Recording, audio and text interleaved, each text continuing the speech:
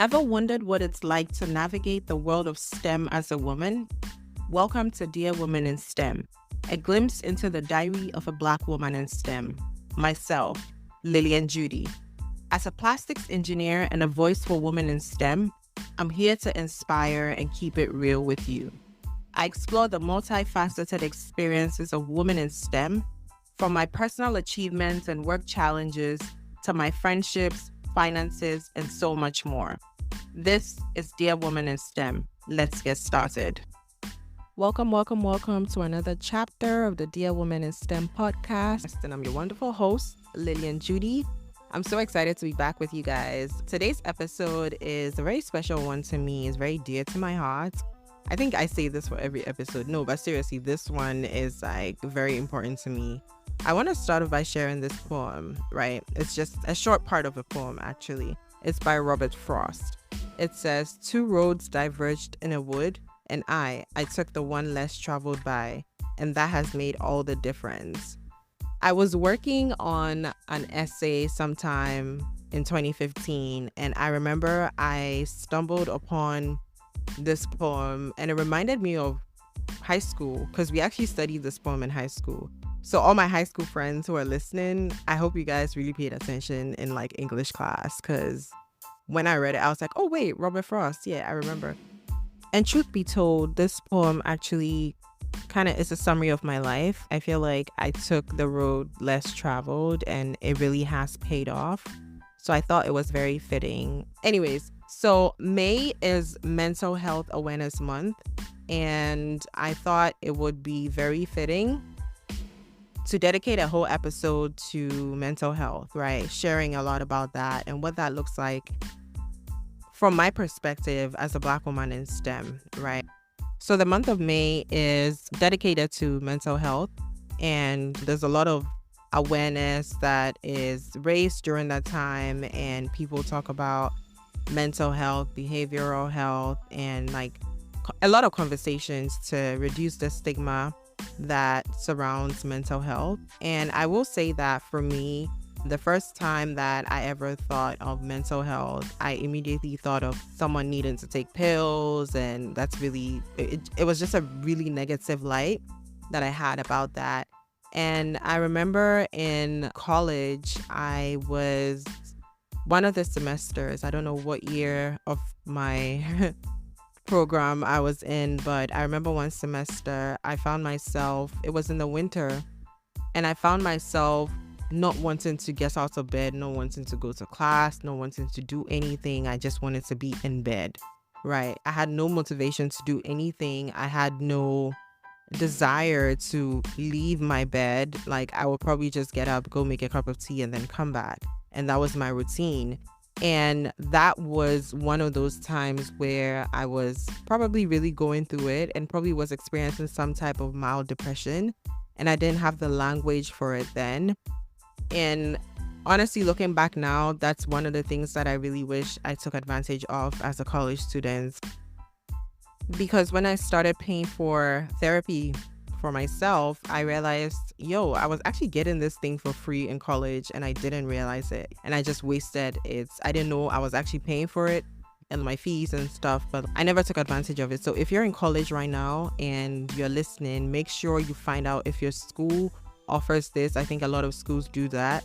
And make sure that you take advantage of it. Just spend some time, go talk to them. And sometimes you may be going through it. You may actually be struggling and not be aware of what you're going through and not have the right language for it. And I think even for me, just recently, I think in the pandemic, it became a big thing a lot of people were talking about. 2020, people were struggling with their mental health, and a lot of people were isolated and everything that was going on. For me, I had the opposite effect. In 2020, I was thriving. I started a new job. I was starting to do this STEM advocacy stuff. I was speaking a lot. I was on panels. I was on a high. So I didn't really feel the isolation or none of that. I was really sailing through. And 2021 hit, and I remember I was suddenly always down. I had no desire. I had the same experience that I had years ago in college. I had no desire to do anything. I just always wanted to be indoors. I didn't want to talk to anyone. I had no motivation. I was going through another depression. And it wasn't until I started talking. I remember I talked to one of my close friends about it, and she was like, you know what, there's this thing called BetterHelp. And if I can find a therapist on there, I should do that. And that's what started my journey. I got a therapist. It worked out for some time, but it didn't really work out. And then eventually I narrowed down on what I wanted to do. But I share that to say that you may be going through something and you may not even be aware of it. So sometimes just talking to people, and you may not be at the point where you can afford or just even be ready to talk to somebody else. So talk to the people that are around you. And I think as Black women in STEM, we don't talk about this a lot, that like navigating the world of STEM as a Black woman can be very tough. I think a lot of us tend to just manage. We just survive. But it starts off very early. Like I remember in college, for me, I was struggling to make friends in my engineering class. Everybody was like a peer. I wasn't able to fully connect with that. And that can be very isolating. And I think once you start a program like that, and then most of your friends aren't pursuing similar fields, it's okay, how do I balance this? It's very isolating trying to find a friend in STEM and then also finding friends outside of STEM. Some people may have this perception of you that like you're this nerd and you're not fun and you're not this. And so some people may struggle. Thankfully, I didn't have that struggle. But I know that some people may struggle making friends in engineering and friends outside of engineering. And I think that just comes with the territory, right? I think being in a highly demanding field like engineering can also affect you. And so it's very important to have a support system outside of engineering, because my support system really helps me. Like sometimes when I'm going through things at work and I just need to talk to somebody, I'm able to freely talk to my friends and my circle, my partner about it. And it makes it's always a huge weight lifted off my shoulder, right? And so if I didn't have that community, who would I go to? And I think as Black women in STEM as well, we struggle and we face gender discrimination, right? Just being in a predominantly male field, it's very easy to feel isolated because it could really be a boys' club. And I've had that experience where I'm told to do the easier job because I'm female. And so I think we deal with these things, and the normal imposter syndrome that we talk about a lot, you find yourself constantly wanting to overcome imposter syndrome, always fighting to be seen, always pushing harder than usual to make sure that your achievements are noticed. But it's not everyone that experiences that, right? And so being a Black woman in STEM is very important to notice and to identify some of these things and some of these like unique stresses that affect us, especially because of the lack of representation in the field. And I know that even trying to balance like the work-life balance thing, it could be like intense. It could be hard for you as a woman, because some of us are mothers, some are taking care of a home, right? And so being able to balance such a demanding career with your personal life, you could easily get burnt out, and that could affect your mental health as well. And so I do encourage my Black women in STEM, my women in STEM, to make sure that we make our mental health a priority, and we seek the help that we need. We find ourselves within a community that's supportive, right? And that's one of the reasons why I created Dear Women in STEM, to be that community, that supportive network for women in STEM, especially Black women in STEM, who could connect with one another, because we would connect based on what we do and where we find ourselves in life, right? You may not find your best friend here, but you would be able to connect with someone based on what you do for work or what you're studying in school. And these professional networks and mentoring programs and stuff always help reduce that isolation that you feel naturally as a woman in STEM. And I think for me, being a double minority, that is being a Black woman and then a woman in STEM, I struggle with these things.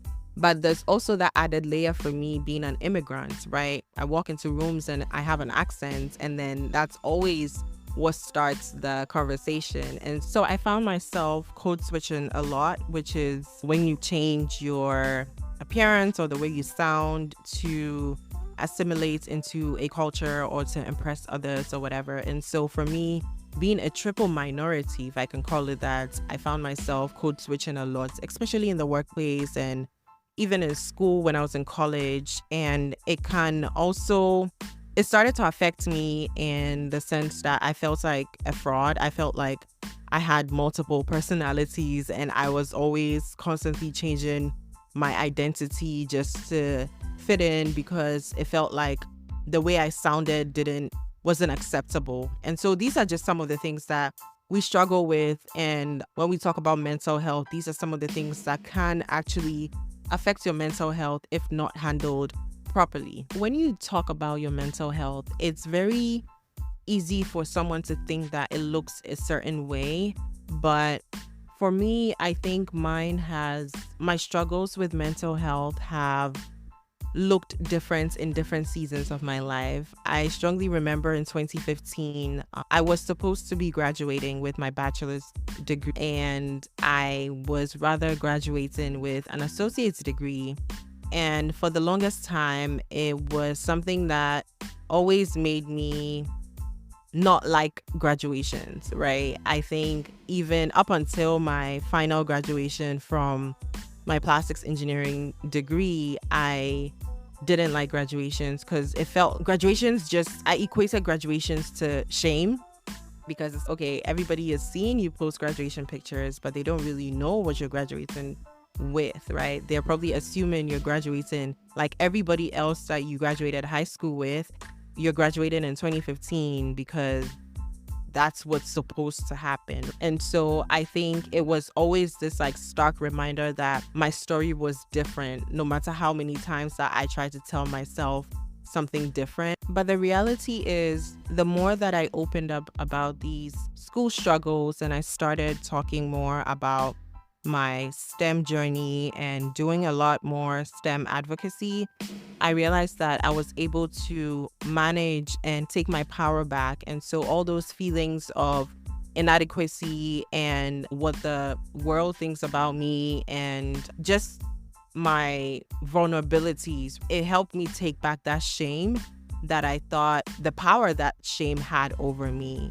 And so now it's allowed me to build a personal brand as someone who's resilient and relatable, right? It's given me the opportunity to show others that it's okay to have a non-linear path in STEM, because my journey has been nothing like it's supposed to be, right? And I think that sometimes when you're able to open up about these stories and these experiences in your life, it really allows a lot of people to connect with you. And for me, I realized that the more and more that I shared my story, the more women that came up to me and told me how much they could relate and how they connected with what I shared. Because for me, I realized that God had a plan all along, because now it gives me something to stand on, and it allows me to connect with so many women who, upon the mention of I'm an engineer,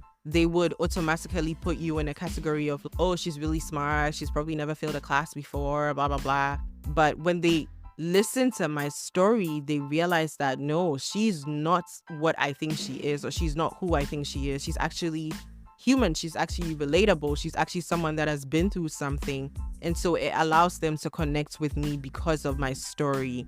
And so I mentioned personal brand, right? In 2015, I think in February 2015, I saved this quote, right? And it basically said, "My scars tell a story. They are a reminder of times when life tried to break me but failed. They are markings of where the structure of my character was welded." And this is by Steve Maraboli. So when people talk about personal branding, I know it's like a buzzword or whatever that people are talking about a lot lately. It's not just about highlighting your success, right? But also I think that it's mainly about being real about your struggles. I think it really has helped me shape what I think personal branding is. And primarily, I think it's being able to show up as your full, authentic self with all the setbacks and everything, just being able to still show up as your personal self. And it's not about trying to create this image or this person or this icon or whatever, but it's about being able to create and craft a story or a narrative that that really represents who you are at your core, right? The things that you value, the things that you stand for, and just it gives you the opportunity to tell your story your own way beyond your accomplishments, your accolades, and everything that you've worked on. And I believe that being a woman in STEM, or just being in STEM in general, or working in a STEM field, it often paints you as somebody who is just another name on the research paper, or somebody who's just a nerd who just enjoys working in the lab, or like coding, or just doing like super nerdy techie stuff. And I think this is where our generation is breaking that cycle, and we are highlighting and really standing on business, actually. I'll share more about personal branding on next week's episode, but I want to pose this question to you. What does your mental health look like? When was the last time you took a step back and truly assessed how you're feeling? Not how everyone thinks you should feel, but how you're really feeling, how the experiences in your life, how your struggles, and all the things that have gone on in your life, how have they impacted you? How do you see yourself? How do you show up in the workplace? I hope you take a step back and really look and search deep within yourself and find these answers. Join me next week on the part 2 of this episode, where we delve deeper into personal branding and explore the power in sharing your own personal story and how it all ties in together. I hope you enjoyed this episode. Don't forget to rate, review, share with your friends, and tell everyone about the Dear Women in STEM podcast and the community that we're creating. And for all those who missed this on our social media platforms, we have created a freebie, and it's on our website. It's a guide to help you unlock your potential in STEM. We have practical tips for self-advocacy, communication, and career growth tips in there. It's a free download. Check it out on our website. Check it out in the link in our bio on all our social media platforms. And I hope you're able to benefit from it. For all news updates, monthly newsletters, and everything in between, don't forget to sign up for our mailing list so you get first dibs on every single thing that we put together. Some of them may not show up on social media and just go straight into the emails. So make sure you're signed up, okay? Anyways, I hope you've enjoyed this episode. I've definitely enjoyed spending time with you guys. Check out next week's episode for the part 2 of this. And as always, I'm your host, signing out. This is Lilian Judy, and I'll catch you on the next episode.